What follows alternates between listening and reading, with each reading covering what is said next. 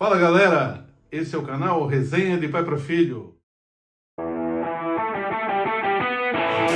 Mais um vídeo da semana para falar bastante sobre o nosso Mengão. Uma semana polêmica, cheia de agitação, semana conturbada no Mengão. Uma semana de alguns acontecimentos que não são normais, né, num clube de futebol e na vida, né?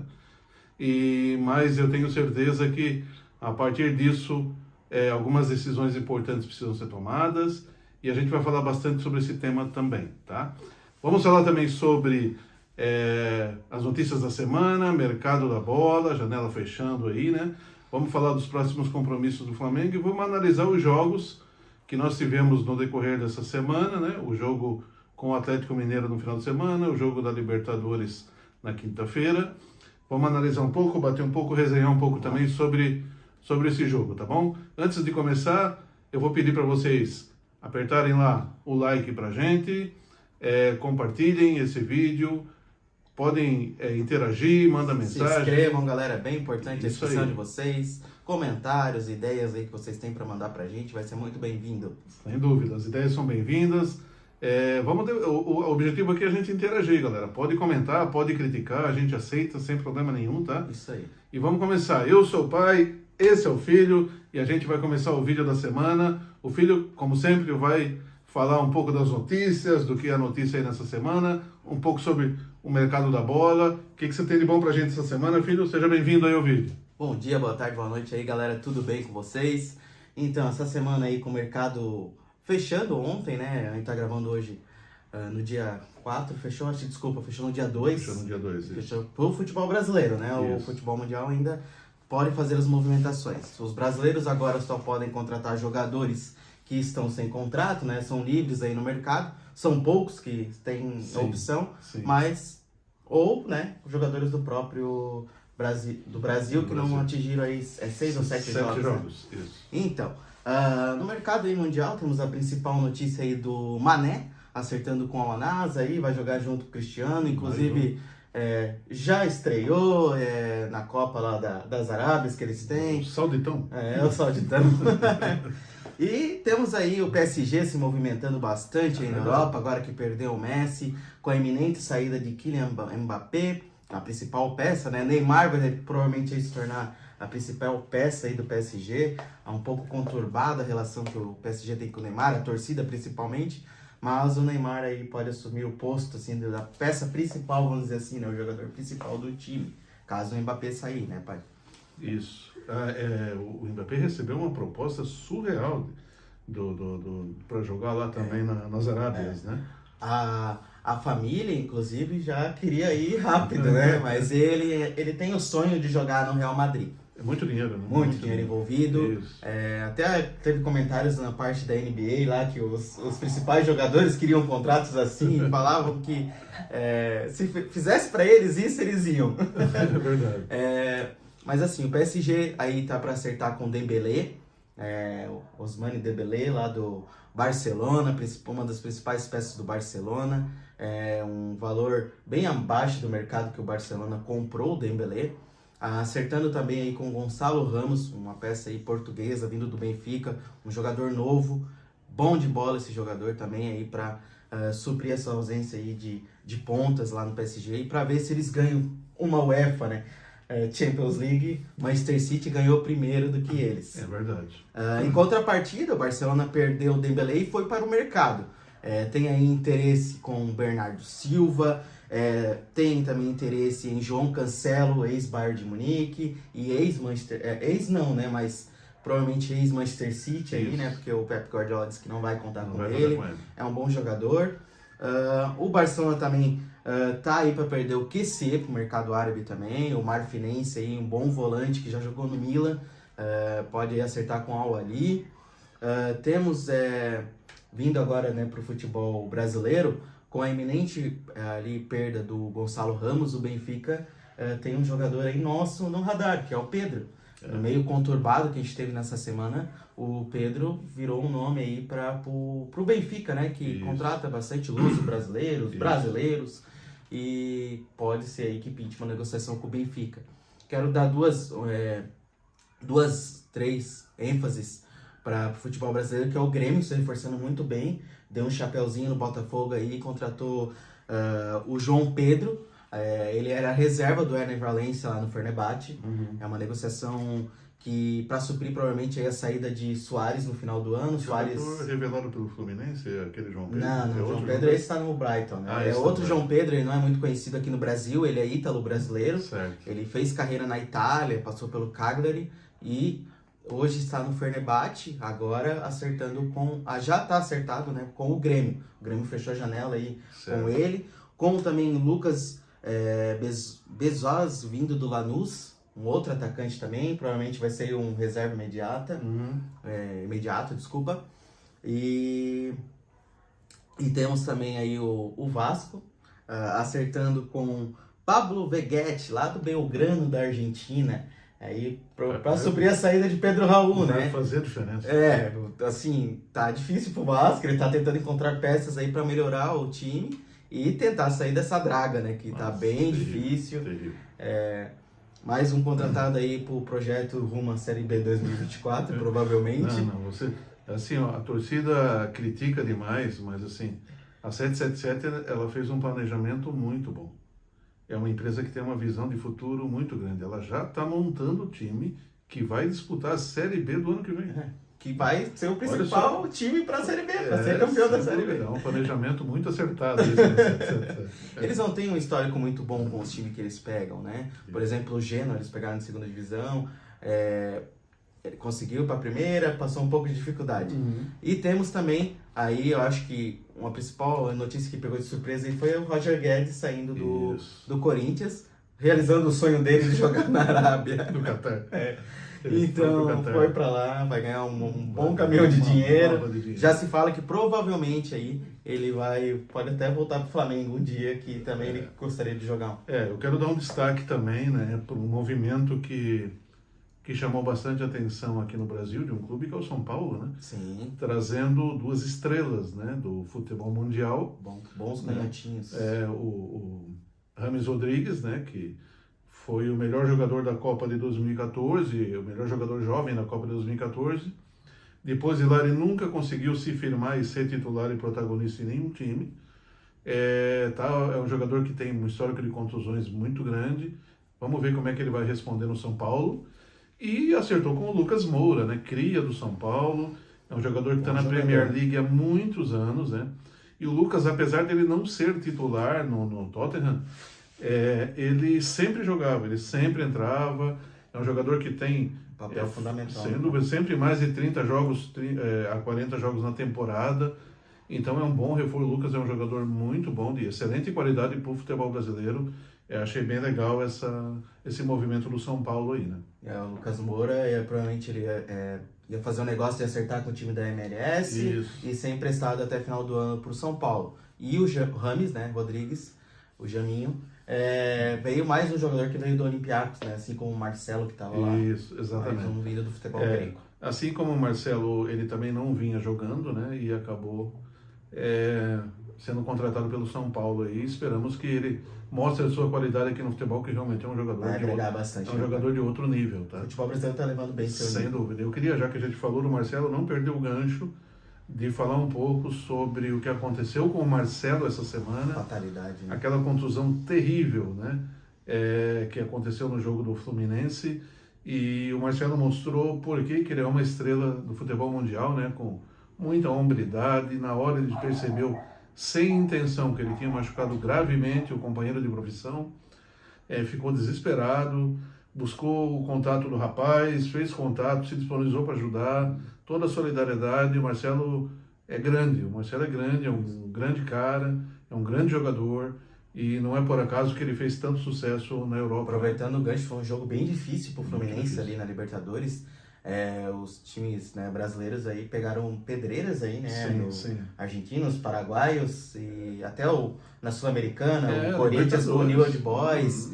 Então, assim, é difícil. São times encardidos, vamos dizer para enfrentar. O Fluminense saiu com um bom empate. Sim, também temos o Internacional contra o River Plate também, onde Solari fez 2 gols saindo do banco e virou o jogo em cima do Inter. O Ener Valencia aí mostrou suas cartas. Mostrou, mas assim, na minha opinião, eu vi uma parte do jogo, né? Foi um massacre do River. Tá? Então, realmente, foi um massacre. O River podia ter feito muito mais. Podia ter ido. E o Inter podia ter perdido a classificação lá, mas conseguiu sair vivo. Graças ao bom goleiro que eles contrataram nessa janela também, o Rocher, se eu não me engano. Isso. Então, assim, o Inter tem agora a chance de, diante da torcida, virar esse negócio. Mas vamos falar um pouco da rodada do Brasileirão, da última rodada? Isso, eu quero só pegar um gancho, pai, porque temos um jogo da Copa do Brasil, né? O Grêmio, onde a gente jogou muito bem. Isso. Muito tanto bem. Ofensivamente como defensivamente, a gente apresentou muito bom futebol. Eu acredito que o Wesley apresentou um futebol excelente, saiu até premiado aí com o gol. Melhor em campo, né? Melhor em campo, jogou muito bem. Pedro, né, que está envolvido em polêmica essa semana aí com o preparador físico que já foi demitido do Flamengo. Não entrou muito bem quando foi acionado. O Alan também não jogou muito bem aquele jogo. O Alan também contra o Atlético e no jogo contra o Olímpia também não teve uma boa atuação. Ele tem bons passes, bons desarmes, mas ele está um pouco assim, muito afobado, eu acredito, nesse começo de jogos no Flamengo. O Alan está um tempo parado, né? Então ele vai precisar ainda de um tempo de adaptação. Lembra do Eric Pulgar também quando começou, né? Então, mas o Alan é um baita jogador. Mas falando um pouco desse jogo do Grêmio, contra o Grêmio, o Flamengo fez um resultado muito bom para a segunda partida na Copa do Brasil, né? Então, fez uma vantagem lá na casa do Grêmio. Para mim, foi o melhor jogo do Flamengo esse ano, sem sombra de dúvida, tá? No comando do Jorge Sampaoli, sem dúvida, foi o melhor jogo, né? Mas para mim foi o melhor jogo do Flamengo esse ano, um desempenho excelente, um domínio muito forte, né? Com muita troca de passe, muita imposição, excelente o jogo. Começaram um pouco desatento, né, pai? Mas até quase levaram um gol de meio de campo ali do Luis Soares.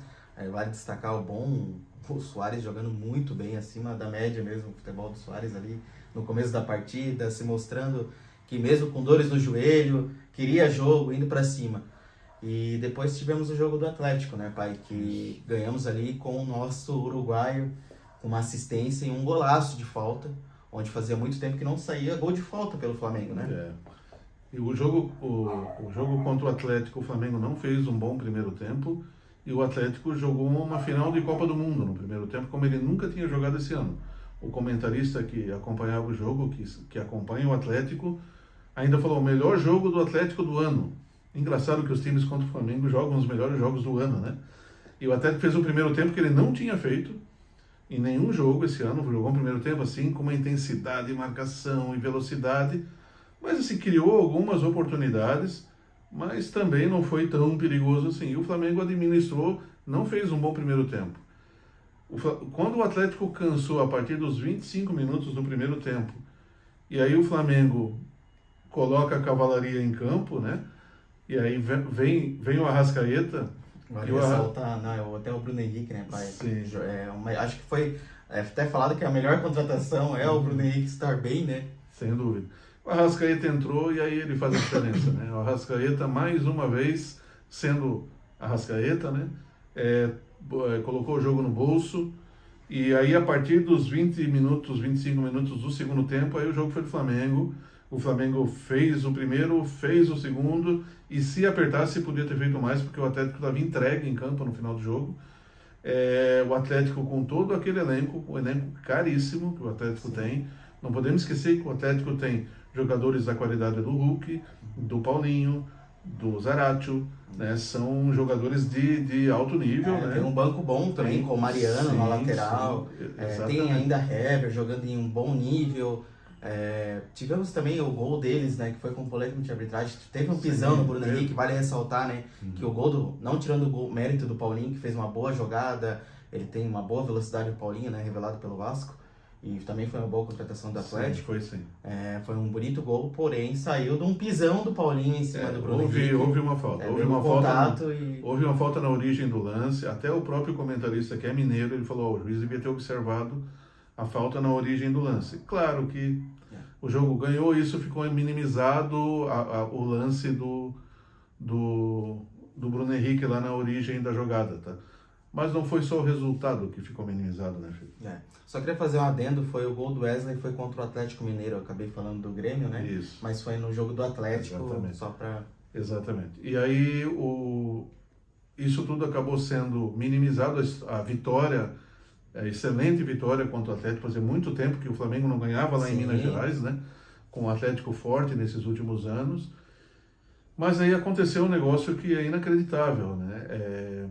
O Flamengo tinha feito 2 substituições e o preparador físico ainda tinha alguns jogadores em aquecimento e o Pedro sentou no banco. E o preparador chamou ele para aquecer e ele se recusou a levantar para aquecer. E aí, esse foi o erro do Pedro, tá? O ato de disciplina, né? Não dá para deixar também minimizado. Isso, ponto, ato de indisciplina. Errou, ato de disciplina. Qual é o papel do profissional? Pegar esse ato de disciplina, levar para o treinador, levar para o diretor de futebol, para o gerente de futebol, para resolver isso por uma sanção, né, que depois acabou acontecendo com o Pedro, uma pena, uma punição. Jamais ele poderia ter tomado a atitude que tomou, de entrar no vestiário, de discutir, bater boca com o Pedro, de dar 3 tapinhas na cara para humilhar o rapaz e ainda dar um soco na cara. Tá? O Pedro é um ativo do Flamengo. Isso não é inadmissível, né? Pelo o Pedro é um jogador do clube, pelo profissionalismo das pessoas, né? O Pedro esteve no grupo da última Copa do Mundo com a seleção brasileira. O Pedro esteve na última convocação da seleção brasileira. O Pedro é um jogador de alto nível, importante para o Flamengo. Não podemos esquecer que o Pedro é o atual artilheiro do Flamengo na temporada. Foi o artilheiro do Flamengo na Libertadores e o melhor jogador da Libertadores passada. É um exímio atacante, por mais que ele passe, né, tá uma fase conturbada, mas ele é um exímio atacante e não tem o que falar do Pedro em campo. Ele é muito bom jogador. E aí, mas ele cometeu um ato de indisciplina e o preparador agrediu ele e acabou sendo afastado. Na minha opinião, o Flamengo tomou todas as medidas como instituição. A diretoria comete vários erros, mas dessa vez eles foram muito bem. Deram toda a assistência para o Pedro, delegacia, boletim de ocorrência, colocaram no hotel separado, fretaram um jatinho para ele voltar depois dos outros. Deram toda a assistência para o Pedro para que ele passasse por esse momento difícil, né? E também tomaram a ação que deviam tomar, afastando o preparador físico imediatamente, né? Que já não faz parte do grupo da comissão técnica do Flamengo. Achei bacana também que a posição deles com relação ao filho, que também está na comissão técnica desse preparador, e o Jorge Sampaoli, chamaram para conversar os dois expuseram, né, para o clube que defendia o atacante Pedro. Até o Jorge Sampaoli comentou, acho que nesse último jogo com o Olímpia, que o Pedro é família dele também, que todos os jogadores, como ele trata com família, ele quer proteger e quer ajudar. Isso. Então achei bela a atitude do Flamengo de manter o treinador, manter o filho do preparador, porque não tem, eles não têm culpa de um ato solitário, né, do rapaz que infelizmente irresponsável esse agressor, assim, ele já tem um histórico. Exatamente. Que agrediu, né, um torcedor do Olympique de Marseille quando o São Paulo treinava o clube. Isso. Agora sim, o Pedro cometeu esse ato de disciplina e na segunda-feira, na reapresentação, o Pedro não apareceu para treinar. Sim. E não avisou previamente. Depois, no final da tarde, ele avisou que tinha ido ao dentista no final da manhã. Eles tinham atestado. Né? Exatamente. Mas, claro que esse também é um ato de indisciplina, porque se você não está bem, e ele é compreensível que ele não estivesse bem, ele avisa o gerente de futebol, diz, olha, eu não estou bem, psicologicamente, estou com dor no rosto e tal, me dá um tempo essa semana, tenho certeza que o Flamengo ia dar todo o apoio. Mas isso, infelizmente, acabou não acontecendo e o Pedro faltou. Mais um ato de disciplina que levou à punição que o Pedro sofreu de 5% do salário, mais um jogo de suspensão. Agora, então, do jogo da Libertadores, né, contra o Olímpia do Paraguai. O que você achou do jogo, Chico? Não, achei que o Flamengo veio, né, com a proposta da intensidade do ataque, a formação tática, né, com o Bruno Henrique, pelo canto ali, foi travada porque o Olímpia veio super fechadinho, bem truncado, né? A zaga ali, o poder defensivo do Olímpia, tem bons jogadores ali volantes, né, para fazer essa contenção, conseguiu conter ali no primeiro tempo, vamos dizer assim, não deixar o Flamengo avançar muito, né, na questão ofensiva. E aí o Flamengo teve que trocar, né, no segundo tempo toda a parte tática ali de conversar com o Sampaoli, que achou o problema e já no começo do segundo tempo abrimos o placar com o Bruno Henrique, com um belo passe do Gabigol, bom líder aí de assistências do Gabigol ultimamente, naquela jogadinha que há muito tempo vem se criando da eterna fusão ali que o Flamengo tem, né, dos dois. E assim, o São Paulo fez uma alteração de posicionamento só no início do segundo tempo. Ele centralizou o Bruno Henrique, abriu o Gerson pela esquerda e o Gabi se movimentou mais, puxando a marcação para sair da área, enquanto o Bruno Henrique entrava como centroavante. E foi exatamente assim que saiu o gol. Então teve o dedinho do técnico ali nessa mudança. Eu achei que o Flamengo não fez um bom primeiro tempo, apesar do ferrolho que o Arce e o Olímpia colocaram, né? O Arce, que jogou no Palmeiras durante muito tempo, jogou no Grêmio, discípulo do Filipão, né? E o Arce montou uma retranca terrível. E ele fazia sinal para o time dele fazendo 5-1-1.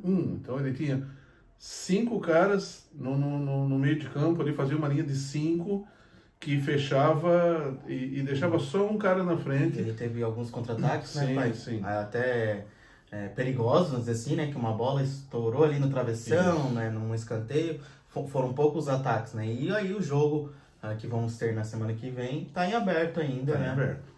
O Olímpia vai ter que sair para jogar, né? E aí isso para nós também é bom. O Flamengo sabe jogar o jogo, né? Tem boas chances de classificação, né, pai? Para repor, Luiz Araújo, Cebolinha. O Cebolinha até entrou bem, fez uma jogada pela lateral, onde ele infiltrou, ia tocar verticalmente, né? E acabou que foi travado ali, mas também é uma boa opção para furar o poder defensivo do Olímpia. Sem dúvida. Primeiro, né, vamos ter o jogo agora, né, pai? Falando aí, vamos ter o jogo com o Cuiabá, né, no final de semana, antes do jogo do Olímpia, que daí vai ser um dia de semana na quinta-feira também.